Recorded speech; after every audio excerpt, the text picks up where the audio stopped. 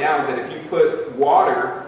in a petri dish and you let it sit there, of course the water, they say, will become susceptible to bacteria and life will begin to sprout from that bacteria. First it'll be mold, then it'll be different advanced types of molds, fungus, and then it'll start to move up from there, supposedly. Well, in totality, we want to ask the question, does this completely equal a man or a woman after the fungus goes trillions of years into evolution? But the thing is that what we really have to look at is that on our planetary system,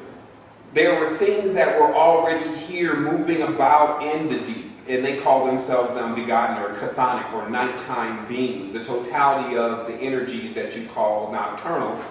sprouted forth in a place that was basically what they will call a primordial soup swamp, something of this nature. And so this is the beginning of Earth's cycle, and this is probably the beginning of many planetary systems cycle. But the difficulty is becoming now is how to determine how this is created within a larger being's mind. Because what we're literally having to accept right now is that this whole reality as we see it is constructed by something that they would like to call architects, but in all actuality are just higher life forms that understand a few basic concepts, which is one, nothing really dies when it's carrying the spark of energy that was given to this whole galaxy by a source in which everyone that is in pursuit of energy is in pursuit of, because it's just pure energy.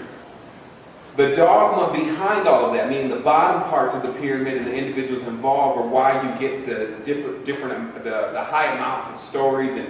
figures that you get in the history of our world, which we now have understood that the ancients who had all of these levels of higher knowledge were zoomorphing many versions of the energy so that it became more of an encryption to keep the knowledge of those energies away from people who didn't deserve it. It would lead them into profaneness. So if people didn't understand that the L of the serpent was just their terminology for electric energy, which hisses and bites, and went into worshiping the serpent, that was because they were automatically probably using the energy for something that was only going to benefit them. It was a selfishness to how you were going to try to become elect, or what they call electricity, or elevated, etc. So this L. So what we're looking at here now, and what this was really building up to, was how the invasion began to take place.